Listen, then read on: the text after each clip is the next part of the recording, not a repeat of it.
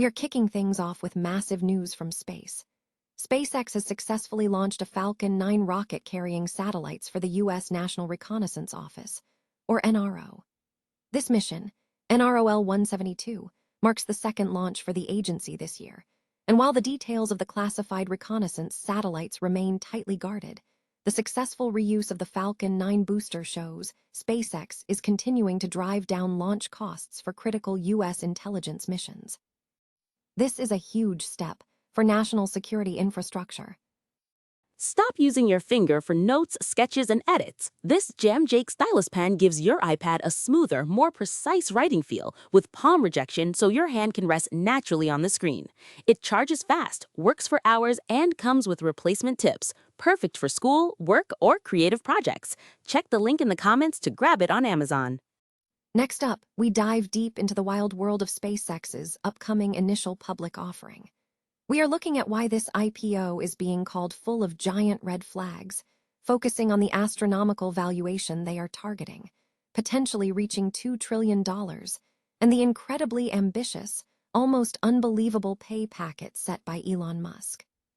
We'll unpack the two-tiered share structure that gives Musk near-absolute control and the staggering targets he's set for a Martian colony, examining whether this venture is a feature or a catastrophic risk. The third story is all about bolstering our space network.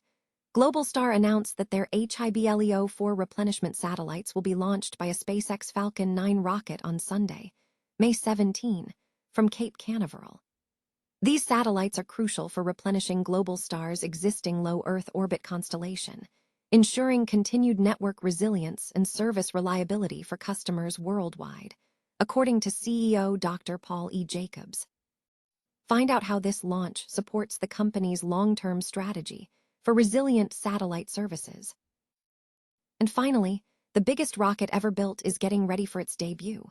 SpaceX has completed a full launch rehearsal, loading over 5,000 metric tons of propellant into the Starship V3, which now holds the title of the tallest rocket ever assembled. This rehearsal clears the final hurdles before a launch attempt could be imminent, and will break down what this new vehicle means for NASA's Artemis program and the timeline for a crewed lunar mission. Stay tuned for the full story. SpaceX has successfully deployed satellites into orbit for the U.S. National Reconnaissance Office, fulfilling intelligence purposes. According to a broadcast on the company's X platform, the Falcon 9 rocket carrying the payload was launched from Vandenberg Space Force Base in California at 7:13 p.m. local time, which corresponds to 2:13 a.m. GMT. A key achievement of the mission was the successful landing of the rocket's first stage shortly after liftoff, marking the 9th reuse of that booster. This reusable technology is central to SpaceX's strategy for reducing launch costs. This mission, designated NROL-172, represents SpaceX's second launch for the National Reconnaissance Office this year. The NRO is responsible for overseeing U.S. reconnaissance satellites, and its operations remain strictly classified. Details regarding the specifications and descriptions of the newly launched spacecraft have not been made public. SpaceX is gearing up for an initial public offering, but analysts are flagging a series of extreme red flags concerning the company's valuation, executive compensation structure, and ambitious goals. The IPO is projected to value the company at an astronomical $1.75 trillion, potentially raising over $75 billion in capital. This valuation is scrutinized heavily, especially when compared to SpaceX's reported net losses and EBITDA figures, which suggest an extremely high enterprise value to EBITDA ratio of approximately 220, significantly exceeding industry benchmarks and even surpassing Tesla's ratio of around 120. Experts suggest this level of over-evaluation places the IPO in speculative territory, increasing the risk of significant investor losses during the initial market volatility. Further concerns center on Elon Musk's proposed compensation package. SpaceX has already agreed to a $1 trillion stock-based pay package contingent on achieving highly ambitious targets, including a $7.5 trillion valuation, establishing a 1 million-person Mars colony, and deploying 100 terawatts of orbital data centers. The lack of deadlines for these targets renders them largely meaningless. Analysts argue that the projected costs associated with establishing a Mars colony through current Starship technology are staggering, potentially requiring over $155.4 trillion in launch costs, equivalent to 5 times the current global GDP.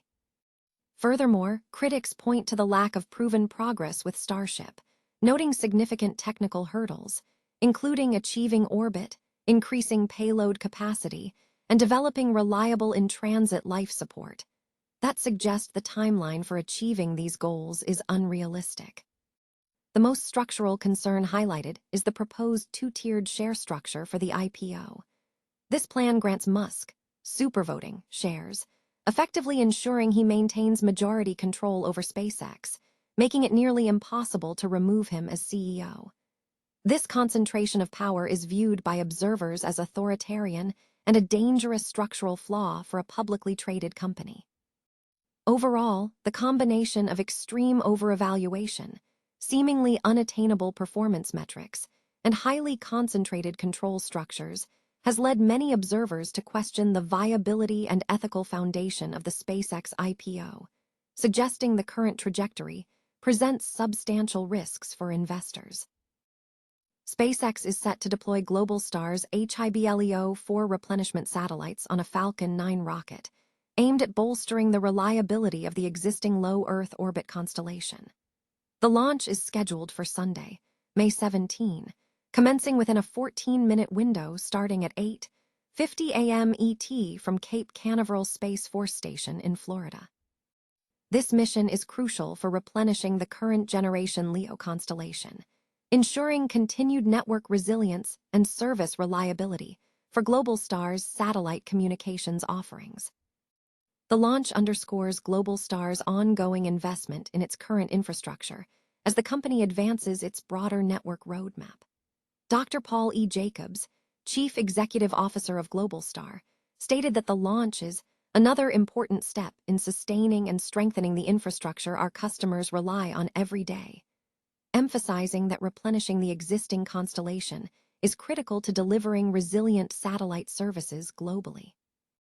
Globalstar operates a global telecommunications infrastructure, utilizing a leading LEO satellite constellation and licensed band 53N53 spectrum to provide reliable satellite and terrestrial connectivity solutions. Their ecosystem includes software-defined private wireless networks and specialized services for asset tracking, automation, and safety communication for business and enterprise applications. Live coverage of the mission will be available online, with a mission webcast streaming on SpaceX.com/ launches approximately 15 minutes before liftoff. This deployment is a key component of Globalstar's strategy to redefine global connectivity through mission-critical performance and innovation.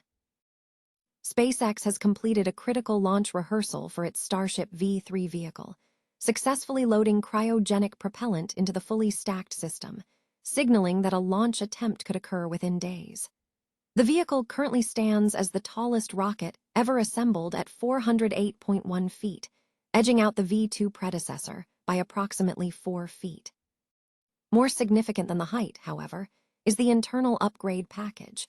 The Super Heavy booster is equipped with next-generation Raptor 3 engines across all 33 positions, and the upper stage features propulsion designed to dramatically increase payload capacity, potentially exceeding 100 tons to low Earth orbit compared to the V2's 35 tons. This increased capacity is a key factor NASA has been awaiting. The V3 represents the first Starship variant SpaceX considers capable of deep space operations, including the orbital refueling architecture necessary for a crewed lunar mission. Until this variant flies, the lunar lander variant of Starship remains theoretical. This development is crucial, as NASA has selected Starship and Blue Origin's Blue Moon as crewed landers for the Artemis program, targeting Artemis 3 for mid-2027 and Artemis 4 for a late 2028 lunar surface landing. The upcoming flight profile is expected to mirror previous tests, involving a Gulf of Mexico booster splashdown or catch attempt, followed by a Starship trajectory around the planet culminating in a controlled water landing in the Indian Ocean.